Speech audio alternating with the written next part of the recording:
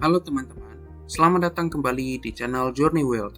Kali ini kita akan membahas topik yang sangat penting dan menarik, yaitu strategi investasi untuk menghasilkan keuntungan maksimal. Jadi pastikan kalian menonton video ini sampai habis, karena kita akan membahas berbagai strategi yang bisa membantu kalian dalam mencapai tujuan keuangan kalian.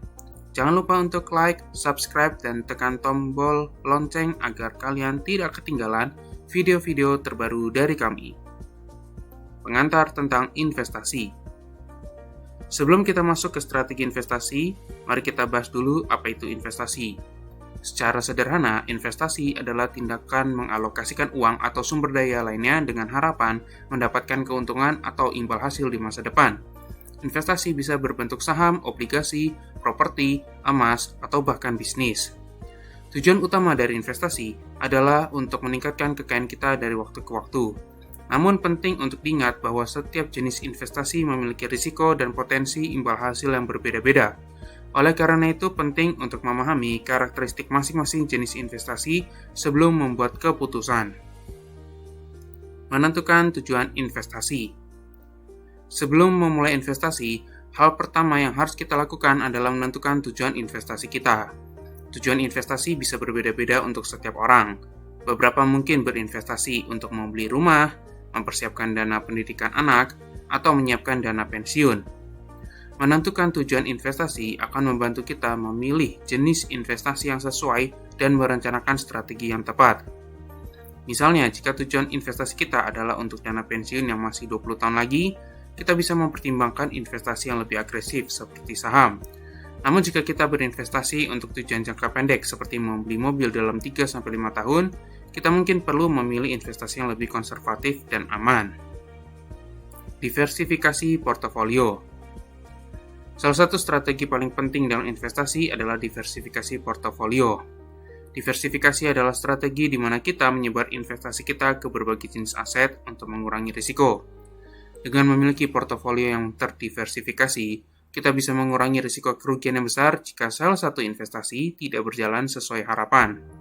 Misalnya, kita bisa mengalokasikan 50% dari portofolio kita ke saham, 30% ke obligasi, 10% ke properti, dan 10% ke emas. Dengan cara ini, jika pasar saham turun, kita masih memiliki investasi di obligasi dan emas yang bisa membantu mengimbangi kerugian tersebut. Analisis fundamental dan teknikal. Untuk membuat keputusan investasi yang cerdas, kita perlu memahami analisis fundamental dan teknikal. Analisis fundamental melibatkan evaluasi kesehatan finansial dan prospek masa depan dari sebuah perusahaan atau aset. Ini termasuk melihat laporan keuangan, manajemen perusahaan, dan kondisi industri.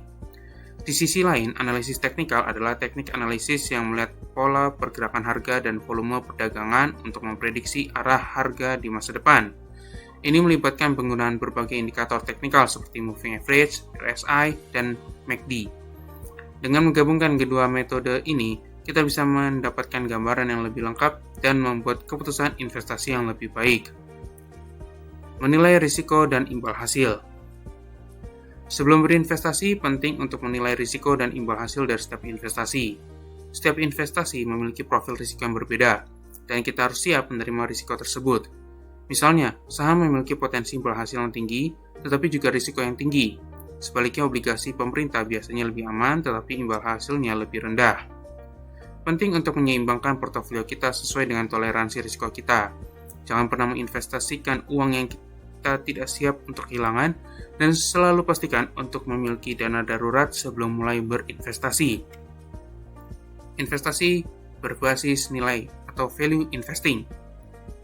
Salah satu strategi investasi yang populer adalah investasi berbasis nilai atau value investing. Strategi ini melibatkan membeli saham yang dianggap undervalue atau diperdagangkan di bawah nilai intrinsiknya. Pendekatan ini pertama kali dipopulerkan oleh Benjamin Graham dan diteruskan oleh Warren Buffett. Dalam value investing, kita mencari perusahaan dengan fundamental yang kuat tetapi dihargai rendah oleh pasar. Dengan membeli saham-saham ini, kita berharap nilai pasar mereka akan naik seiring waktu, memberikan kita keuntungan. Investasi berbasis pertumbuhan atau growth investing. Berbeda dengan value investing, growth investing adalah strategi yang fokus pada perusahaan yang diharapkan memiliki pertumbuhan laba yang cepat.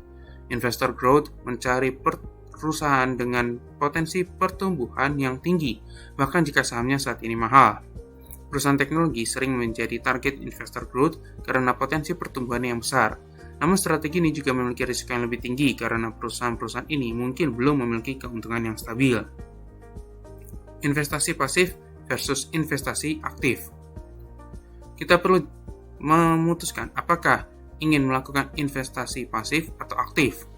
Investasi pasif melibatkan membeli dan memegang aset dalam jangka panjang, seringkali melalui reksadana indeks atau ETF yang mengikuti indeks pasar tertentu. Di sisi lain, investasi aktif melibatkan pembelian dan penjualan aset secara aktif dengan tujuan mengalahkan pasar. Ini membutuhkan analisis dan pemantauan yang lebih intensif. Menghindari kesalahan umum dalam investasi. Sebelum kita mengakhiri, mari kita bahas beberapa kesalahan umum yang harus dihindari dalam investasi. Pertama, jangan pernah berinvestasi berdasarkan rumor atau tips dari orang lain tanpa melakukan riset sendiri. Kedua, jangan terpengaruh oleh emosi seperti ketakutan atau keserakahan saat membuat keputusan investasi.